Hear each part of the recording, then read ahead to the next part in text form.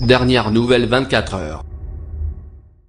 À la sortie de la mairie de Saint-Dié où il a évoqué son projet cœur de ville, Emmanuel Macron était attendu par des dizaines de cheminots CGT mobilisés contre la réforme de la SNCF. Le président de la République est sifflé, pris à partie et les hommes du service de sécurité de la présidence ont fort à faire. D'autant que plus qu'Emmanuel Macron n'entend pas se laisser invectiver sans défendre sa réforme et sans rien dire.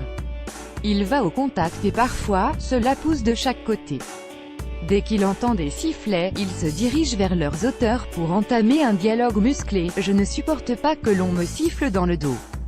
De la même manière, lorsque les syndicalistes crient à son passage « volaire, bandit » et appellent à la résistance, le chef de l'État déroule ses arguments pour défendre ses réformes.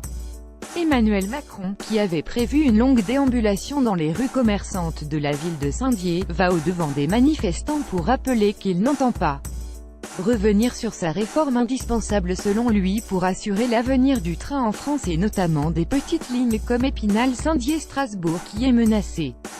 Il conteste les arguments des manifestants et des cheminots CGT et promet qu'une fois la réforme passée, il y aura des investissements sur cette ligne. Il a également réaffirmé dans une discussion animée que l'État reprendrait une grande partie de la dette SNCF. Le cortège présidentiel avance donc doucement dans la rue Thiers au rythme des contacts entre le président et le public. David Valence, le maire de Saint-Dié, s'indigne lui de la tournure des événements et demande aux manifestants d'arrêter de voler. Cette visite présidentielle à la ville de Saint-Dié, Emmanuel Macron sifflé lors de la sortie de la mairie.